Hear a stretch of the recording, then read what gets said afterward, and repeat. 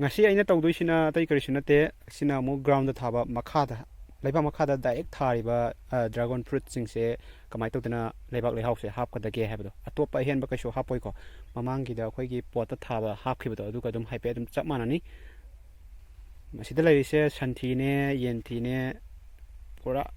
pairaga leire ko masida mix tawraga hap toini to atopa hen bada ut happy ba yai ready wai apat pa happy ba yai ko makhada thariba silnaw singi oina de si dum padana kana bani wai apat pa gumba ready charu mai thadokibagi ut gumba loksalaga oi taraga ju wai mai thadokibا oi taraga ju carbonized rice hal gumba oi taraga su dum loi happy yai ko vermi compost gumba hapa su dum yai duna sel khare hena changani ado ngam gata ba silnaw singna dum happy ro ngam moi da ba oirgana santhi gumba yenti gumba okthi gumba sugumba ja dum hapchalo kasu kaide hapagi niyom di hauji haijarakke sida leise pura santhine yentine sije mix toksan biro sida atopa hen ba leiragan utkumba hapchalo kasu kaide okthi ju dum happy ai ko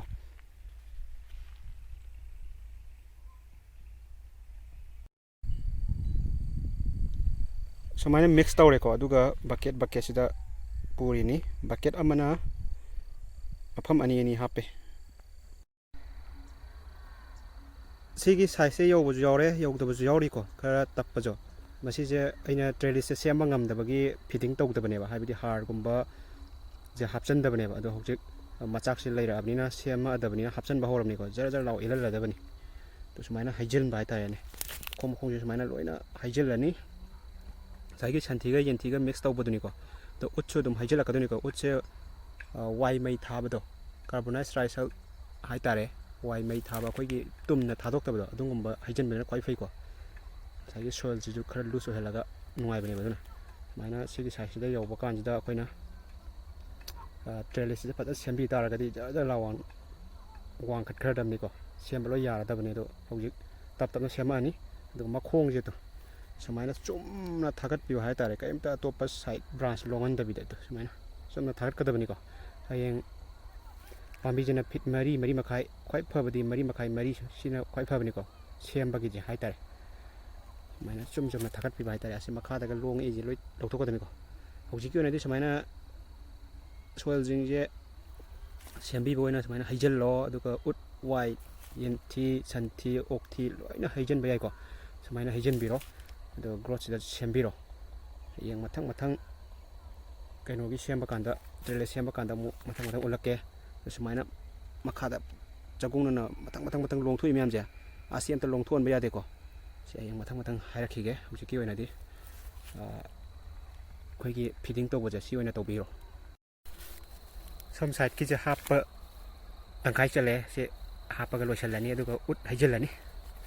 du mathang da trele sem sema adabani ko sini to hairi myam se sumaina haijan bai tare aduga yompak na khara yanjalaga ngam taraga ising chaisan biba khoi phare sina si phibam jilai ko mayam mathang achum update tawjarake si pot ta thaba ground ta thaba loi tawya si mongje duga dum pambi jilum phajarakani ko mathanda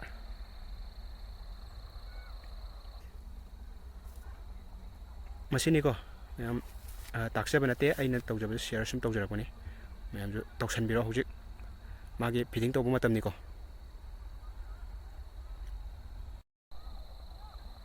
masini ko mayam masigidi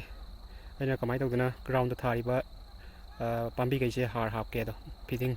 tawge do masin chak pijage do mayam da samlak matem tang hajarakani